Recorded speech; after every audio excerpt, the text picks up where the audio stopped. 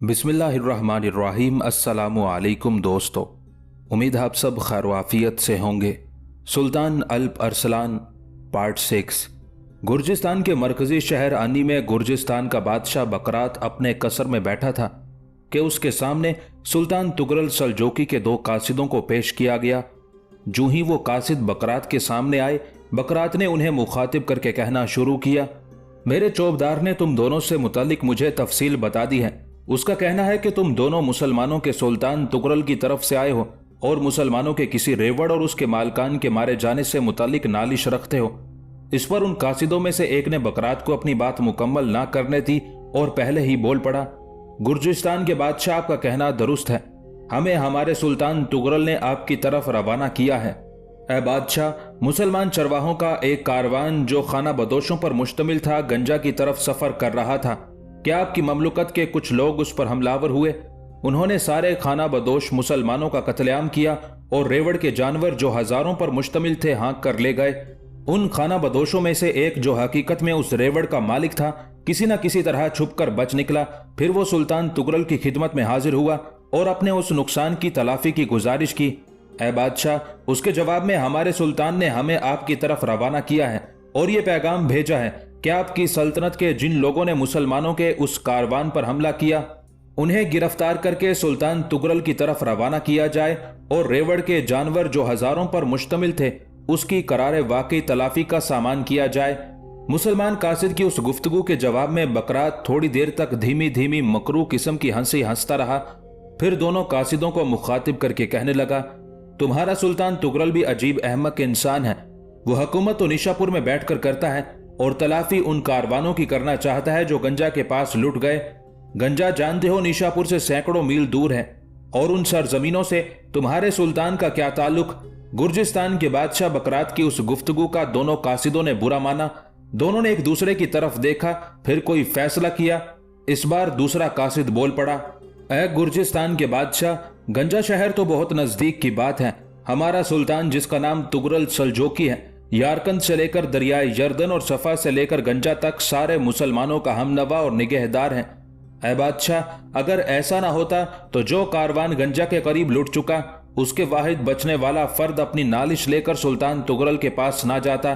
गुर्जिस्तान के बादशाह इन हालात के तहत एक बार फिर आपसे गुजारिश करते हैं कि मुसलमानों का जो रेवड़ लूटा और लोगों को कत्ल किया गया उनकी तलाफी की जाए और जो लोग उस कारवान पर हमलावर हुए उन्हें गिरफ्तार करके हमारे सुल्तान के हवाले किया जाए। कासिद की उन अल्फाज से बकरात किसी कदर गजबनाक हो गया। फिर बड़ी बरहमी का इजहार करते हुए वो कहने लगा, अगर मैं ऐसा करने से इनकार कर दूं तब तुम्हारे सुल्तान तुगरल का क्या रद्द अमल होगा? जवाब में कासिद भी किसी कदर भड़क उठा था। ऐ बादशाह, अगर ऐसा हुआ तो मैं आपको यकीन दिलाता हूं कि अच्छाइयां और नेकियां मलामत के कांटों की चुभन और गुनाहों के स्याह धब्बों के दागों में उलझ कर रह जाएगी। गुर्जिस्तान के बादशाह बकरात ने पहले से भी ज्यादा बरहमी और गुस्से का इजहार करते हुए कासिद को मुखातिब करके कहना शुरू किया, क्या तुम मुझे जंग की धमकी दे रहे हो? क्या तुम्हारे सुल्तान ने तुम्हें ऐसा ही करने के लिए कहा था? कासिद ने भी तुर्की बतुर्की जवाब देते हुए कहना शुरू किया, गुर्जिस्तान के बादशाह, अगर हमारे रेवड़ की तलाफी नहीं करते, मरने वाले मुसलमानों के कातिलों को हमारे सुल्तान तुगरल के हवाले नहीं करते, तो वाकई हमारे सुल्तान की तरफ से यह जंग की धमकी है। ऐ बादशाह, जिस रोज ये जंग भड़क उठी, मैं आपको यकीन दिलाता हूं चारों तरफ दर्द अंगेजियों के तूफान उठ खड़े होंगे। यादों के पुराने गुंबदों में तिजाबी हवाएं चल जाएंगी। हर सू हर जहत शिकस्तों नामुरादियों के खूनी धारे बह उठेंगे। ऐ बादशाह, क्या यह बेहतर नहीं कि जुल्म आराइयों और हशर अंगेजियों की इब्तदा करने से पहले रेवड़ के जानवरों की तलाफी की जाए और मरने वालों के कातिलों को हमारे सुल्तान के हवाले कर दिया जाए? कासिद की बेबाकाना गुफ्तगू से गुर्जिस्तान का बादशाह बकरात किसी कदर दब सा गया था। उसके चेहरे पर लम्हा भर के लिए खौफ अंगेजियां भी फैली थी। फिर एकदम उसने अपने आप को तब्दील कर लिया और कासिदों को मुखातिब करके कहने लगा, अब तुम दोनों जा सकते हो। अपने सुल्तान तुगरल से जाकर कहना कि अभी तक तो मेरे इल्म में नहीं है कि मुसलमानों का ये कारवान और रेवड़ कहाँ लूटा। बहरहाल मैं अपने कुछ आदमियों को मुकर्रर करता हूँ कि वो ये भेद लगाएं कि मुसलमानों के इस कारवान पर किसने हमला किया। जो लोग भी इसके जिम्मेदार होंगे उन्हें करारे वाकई सजा दी जाएगी। अब तुम जा सकते हो। दोनों कासिदों ने मजीद कुछ ना कहा। एक दूसरे की तरफ गहरी निगाहों से देखते हुए वो गुर्जिस्तान के बादशाह बकरात के कसर के उस कमरे से निकल गए थे। उसी रोज वो दोनों कासिद गुर्जिस्तान के मरकजी शहर अनी से निशापुर की तरफ कूच कर गए थे। जिदाक बिन तुगराई और रुकनुद्दीन अभी निशापुर के नवाही में थे कि सुल्तान तुगरल के तलायागरों ने सुल्तान को उनकी आमद से मुत्तला कर दिया था। यह खबर सुनते ही सुल्तान ने अपने सालारों और दीगर सरकर्दा लोगों का इजलास तलब कर लिया था। निशापुर के करीब आने के बाद रुकनुद्दीन तो एक राहिब की हैसियत से अपनी खानकाह की तरफ चला गया था, जबकि जिदाक बिन तुगराई कसर के अकबी हिस्से में अपनी हवेली में दाखिल हुआ था। अपने घोड़े की बाग थामे वो हवेली के सहन का निस्फ हिस्सा ही तय कर पाया था कि हवेली के अंदर से उसका बूढ़ा बाप तुगराई और मां तेजी से निकले थे। उन्हें देखते ही घोड़े की बाग छोड़कर जिदाक उनकी तरफ भागा, बारी बारी उनसे बगलगीर होकर मिला। अपने माँ बाप से मिलने के बाद जिदाक बिन तुगराई अपने घोड़े को अस्तबल की तरफ ले गया, घोड़े को वहां बांधा, उसके मुंह से दहाना उतारा, जीन उतार कर एक तरफ रखी। जीन से बंधा हुआ सामान अपने कंधे से लटकाकर वो अस्तबल से निकला ही था कि एक शख्स बड़ी तेजी से हवेली में दाखिल हुआ। वो सीधा जिदाक बिन तुगराई के पास आया और उसे मुखातिब करके कहने लगा, अमीर जिदाक बिन तुगराई, सुल्तान ने फिलफौर आपको तलब किया है। आपकी आमद की खबर सुल्तान को उस वक्त हो गई थी जब आप निशापुर के नवाह में थे। आपकी आमद का सुनते ही सुल्तान ने अपने सारे सालारों और सरकर्दा लोगों की मजलिस तलब कर ली है और अब सुल्तान आपका बड़ी बेचैनी से इंतजार कर रहे हैं। जिदाक बिन तुगराई ने कंधे से लटकता हुआ सामान रख दिया। फिर वो अपने बाप और माँ के पास आया और उन दोनों को मुखातिब करके कहने लगा, शायद सुल्तान को उसके मुखबिरों ने मेरी आमद की इत्तला दे दी है। मैं चाहता था कि नहा धोकर लिबास तब्दील करके सुल्तान की खिदमत में हाजिर होता, लेकिन अब जबकि सुल्तान ने मुझे तलब कर लिया है तो मैं जाता हूँ, थोड़ी देर तक लौटता हूँ। तुगराई ने सर हिलाते हुए जिदाक की उस तजवीज से इत्तेफाक किया। फिर जिदाक उस शाही कासिद के साथ अपनी हवेली से निकल गया था। जिदाक बिन तुगराई जब कसर के मखसूस कमरे में दाखिल हुआ तो वहां पहले से सुल्तान तुगरल के सामने उनका वजीर अमीद अल मुल्क कंदूरी, सालारे दोइम सादुद्दौला गोहर, सालारे सोइम साद बिन मंसूर और तीसरा बड़ा जर्नैल जामे अरमनी बैठे हुए थे।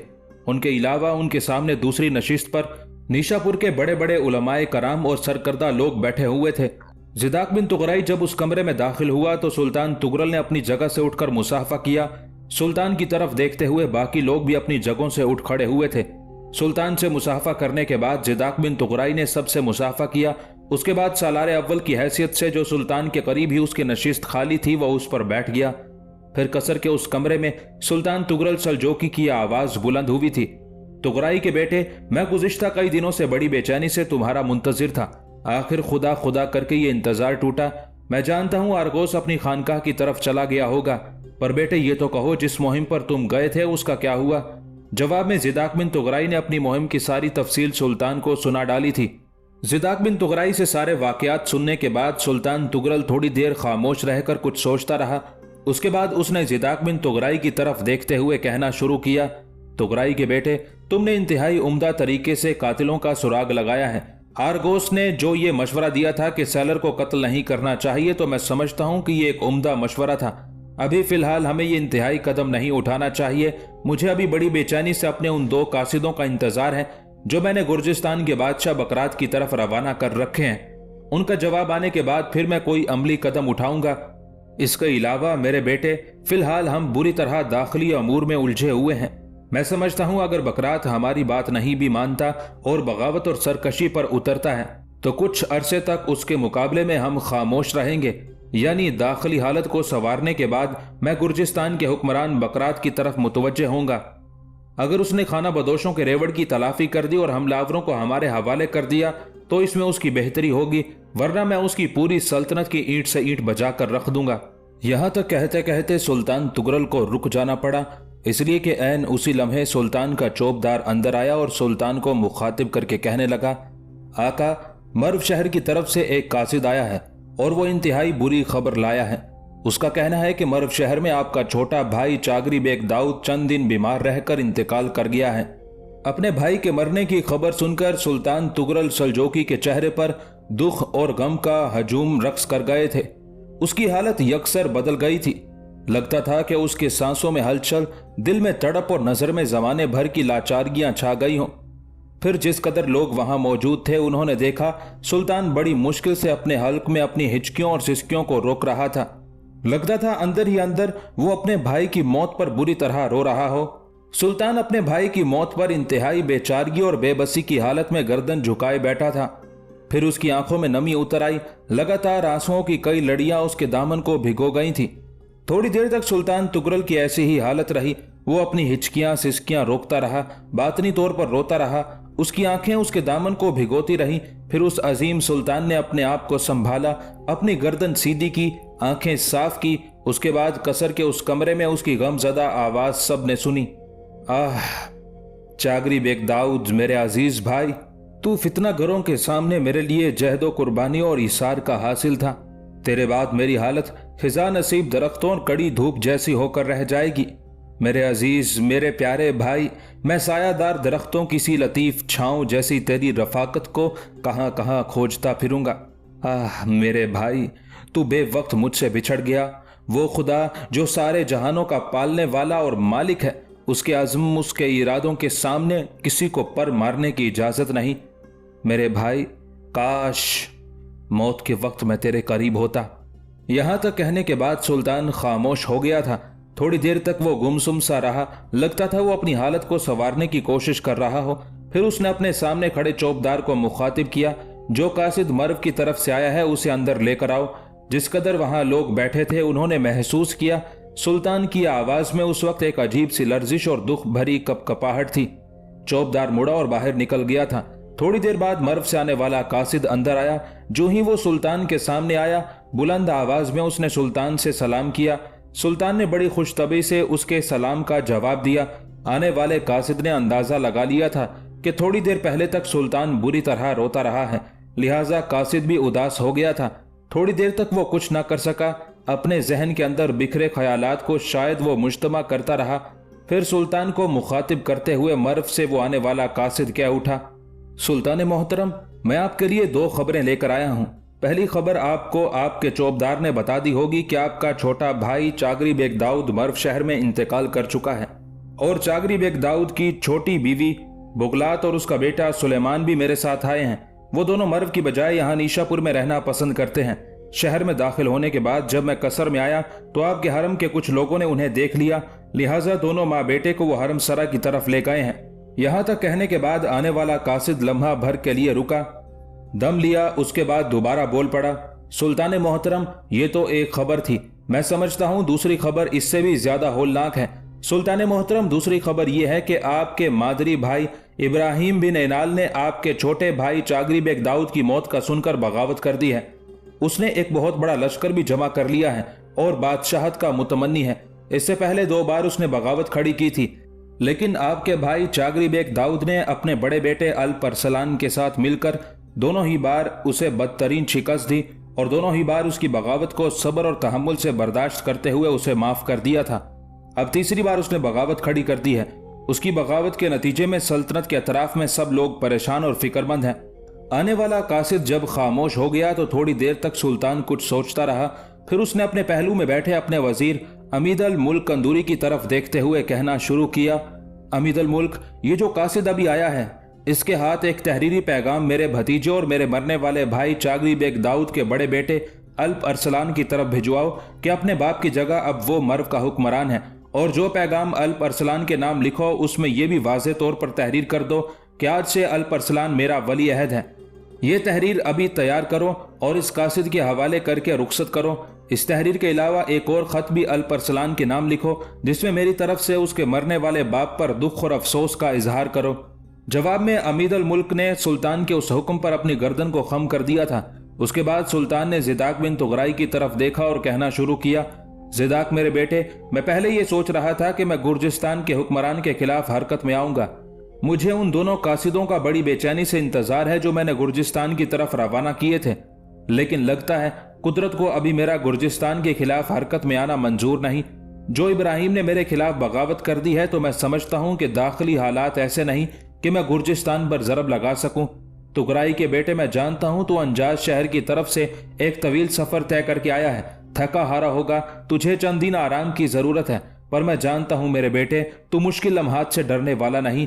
अभी और इसी वक्त से अपने असाकिर की तैयारियों को आखिरी शक्ल दो। मैं कल ही इब्राहिम बेग की सरकूबी के लिए रवाना होऊंगा। तुम्हारे अलावा सादुद्दौला कोहर, साद बिन मंसूर मेरे हमरा होंगे। हमारी गैर मौजूदगी में सल्तनत का कारोबार चलाने के लिए अमीद अल मुल्क कंदूरी के हमरा जामे अरमनी होगा। निशापुर की हिफाजत के लिए जो लश्कर यहाँ छोड़ा जाएगा उसका सालारे आला जामे अरमनी ही रहेगा। अब मैं ये इजलास बर्खास्त करता हूँ। ज़िदाक बिन तुगराई, मेरे बेटे, तुम अपने लश्करों को कल तक कूच करने के लिए तैयार करो। यहाँ तक कहने के बाद सुल्तान तुगरल अपनी जगह से उठने ही वाला था कि उसका चौबदार एक बार फिर अंदर आया और सुल्तान को मुखातिब करके कहने लगा, सुल्तान मोहतरम, जो कासिद आपने गुर्जिस्तान के हाकिम बकरात की तरफ उसके मरकजी शहर अनी रवाना किए थे वो लौट आए हैं और आपकी खिदमत में हाजिर होना चाहते हैं। अपने चौबदार के उस इंकशाफ पर सुल्तान तुगरल के चेहरे पर खुशगवार मुस्कुराहट नमूदार हुई थी। फिर ज़िदाक बिन तुगराई की तरफ देखते हुए कहा, तुगराई के बेटे, मैं खुश नसीब हूं कि गुर्जिस्तान की तरफ जो कासिद भेजे गए थे वो लौट आए हैं। इब्राहिम की बगावत फरू करने के लिए रवाना होने से पहले मुझे गुर्जिस्तान के बादशाह के ख्यालात का भी इल्म हो जाएगा। उसके बाद सुल्तान तुगरल ने अपना रुख मोड़ा और अपने चौबदार को मुखातिब करके कहने लगा, इन दोनों कासिदों को फिलफौर मेरे सामने लाओ। इस पर चौबदार बाहर निकल गया था। दोनों कासिद जब सुल्तान के सामने आन खड़े हुए तब सुल्तान ने बुलंद आवाज में उन दोनों को मुखातिब किया, गुर्जिस्तान की तरफ से आने वाले मेरे दोनों कासिदों, मैं तुम्हें निशापुर पहुंचने पर खुश आमदीद कहता हूं। कहो, गुर्जिस्तान के बादशाह बकरात ने तुम्हें क्या जवाब दिया है? इस पर उन दोनों कासिदों में से एक बोल पड़ा, सुल्तान मोहतरम, गुर्जिस्तान के बादशाह बकरात के इरादे कुछ अच्छे नहीं लगते। गो उसके साथ हमारी तवील गुफ्तगू हुई। शुरू में उसने यहां तक कह दिया कि वो हमारे सुल्तान का कहा मानने का पाबंद नहीं है, लेकिन जब हम दोनों ने भी जवाब में धमकी आमेज रवैया इख्तियार किया तो आखिर में उसने बुझे बुझे दिल से यह अहद किया कि वो कोशिश करेगा कि जान सके कौन लोग मुसलमानों के उस रेवड़ पर हमलावर हुए और उन लोगों को कत्ल किया। वैसे सुल्तान मोहतरम, हम बकरात से होने वाली गुफ्तगू से मुतमईन नहीं। मेरे ख्याल में बकरात मोहलत चाहता है ताकि अगर बुरा वक्त आए तो उस बुरे वक्त के आने तक वो हमारे खिलाफ अपनी जंगी तैयारियों को पाए तकमील तक पहुंचा सके। कासिद जब खामोश हुआ तो सुल्तान तुगरल की कहर बरसाती हुई आवाज कसर के उस कमरे में गूंज उठी थी। गुर्जिस्तान का बादशाह बकरात किसी धोखे और फरेब में पड़ गया है। शायद वो ये ख्याल कर रहा होगा कि इतनी दूर तक हम उस पर हमलावर नहीं हो सकेंगे। अगर वो इस किस्म की सोच रखता है तो ये उसकी भूल और धोखा है। वो भले अपनी जंगी तैयारियों को अपने अरूज पर पहुंचा दे, मैं दाखिली इंतशार का खात्मा करने के बाद ज्यादा देर तक उसके रद्द अमल का इंतजार नहीं करूंगा। अगर उसने मुसलमानों के लुटने वाले कारवान की तलाफी ना की तो मैं उसकी सल्तनत की ईंट से ईंट बजाकर रख दूंगा। उसके साथ ही सुल्तान तुगरल अपनी जगह से उठा, उस कमरे के अकबी दरवाजे से चला गया था। बाकी लोग भी उठकर कसर के उस कमरे से निकल गए थे। हरम में जाकर सुल्तान तुगरल ने अपने भाई चागरी बेग दाऊद की बेवा बुगलात और उसके बेटे सुलेमान से मुलाकात की। उस मुलाकात के दौरान बुगलात ने सुल्तान के हरम में दाखिल होने की ख्वाहिश का इजहार किया। इस पर सुल्तान ने बुगलात से निकाह करके उसे हरम में दाखिल कर लिया। दूसरे रोज सुल्तान अपने लश्कर के साथ इब्राहिम की बगावत फरू करने के लिए निशापुर से कूच कर गया था। सुल्तान तुगरल सलजोकी के निशापुर से रे की तरफ कूच करने से पहले एक और बहुत बड़ा हादसा पेश आया और वो बसासीरी का फितना था। दरअसल सलजोकियों से पहले बगदाद पर देलमियों का कब्जा था और खलीफा को उन्होंने अपने हाथों में कठपुतली बनाया हुआ था। सुल्तान तुगरल ने देलमियों की ताकत का सहर तोड़ दिया और उनकी ताकत को बगदाद में दरहम बरहम करके खलीफा बगदाद के साथ न सिर्फ ये कि उसने एक रिश्ता कायम किया बल्कि वो खलीफा का पासबान और मुहाफिज भी साबित हुआ। देलमियों की ताकत यकसर खत्म हो चुकी थी, लेकिन उनका एक जर्नैल जिसका नाम बसासीरी था और मिस्र के इस्माइली नवाज फातमी खिलाफत भी बसासीरी की पुष्ट पनाही कर रही थी। इससे पहले बसासीरी ने अर्ज़े शाम में अल रुहम्बा के मकाम पर कयाम किया हुआ था। यह खामोश नहीं बैठा था बल्कि मिस्र की हुकूमत के साथ साजबाज करके इसने बहुत बड़ा लश्कर तैयार कर लिया था। अब अल रुहम्बा में बैठकर ये इस इंतजार में था कि कोई मुनासिब मौका मिले और वो सुल्तान तुगरल से टकराए, बगदाद पर हमलावर हो या सुल्तान तुगरल के दीगर मफादात को नुकसान पहुंचाने की कोशिश करे। लेकिन जब बसासीरी को यह खबर हुई कि सुल्तान तुगरल का अजीम भाई चागरी बेग दाऊद मर्व शहर में इंतकाल कर गया है और सुल्तान तुगरल के सौतेले भाई इब्राहिम इनाल ने सुल्तान तुगरल के खिलाफ बगावत कर दी है, तब बसासीरी ने महसूस कर लिया कि जिस मौके की तलाश में वो बरसों से बैठा हुआ था अब वो मौका आन पहुंचा है। बसासीरी जानता था कि सुल्तान तुगरल का भाई और हाकिम मर्व चागरी बेग दाऊद सुल्तान तुगरल का दस्ते रास था। उसकी मौजूदगी में सुल्तान की कुव्वत कई गुना बढ़ जाती थी।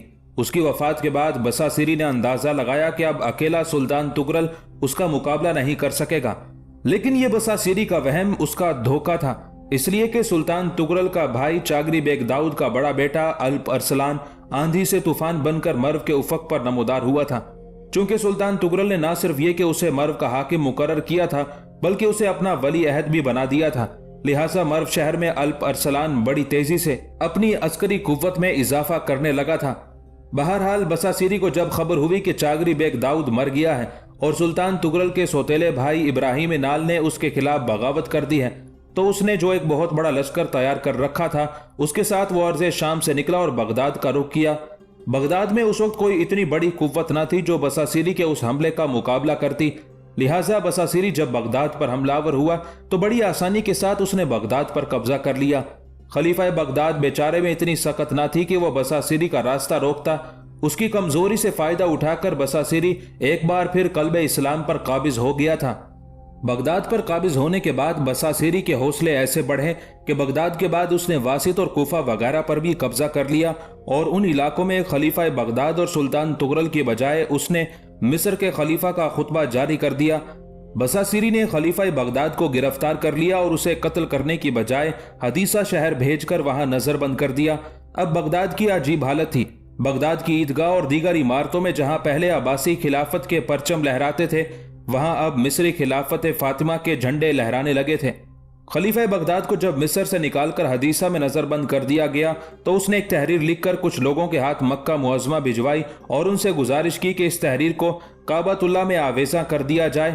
یہ تحریر کچھ اس طرح تھی: بدرگاہ احکم الحاکمین، از بندہ مسکین عبداللہ، الہی تو عالم الاسرار ہے، سب کے دلوں کا حال جانتا ہے، تو اپنے علم میں غنی ہے اور اپنی مخلوق کا حال بخوبی جانتا ہے۔ الہی تیرے اس بندے نے تیری نعمت کا کفران کیا، اس کا شکریہ ادا نہ کیا، عواقب سے غافل ہو گیا، تجھ کو یاد نہ کیا اور تیرے حکم کو کھیل سمجھا۔ نتیجہ یہ ہوا کہ ہم پر ظالم مسلط ہو گیا، اس نے ہمارے ساتھ دشمنی کی۔ الہی مدد کب ہوگی؟ ظالم کو غلبہ حاصل ہو گیا۔ بارہ الہی تو ہر چیز سے آگاہ ہے، تو دانا، عادل اور حاکم ہے، تجھ ہی سے فریاد کرتا ہوں، تیرا ہی سہارا ڈھونڈتا ہوں اور تجھ ہی سے پناہ مانگتا ہوں۔ الہی ظالموں نے مجھے ستایا ہے، میں تجھ ہی سے فریاد کرتا ہوں اور اپنا انصاف تیرے ہی سپرد کرتا ہوں۔ الہی حجابات دور کر دے اور ہم پر اپنا فضل و کرم کر، تو ہی بادشاہوں کا بادشاہ اور حاکموں کا حاکم ہے۔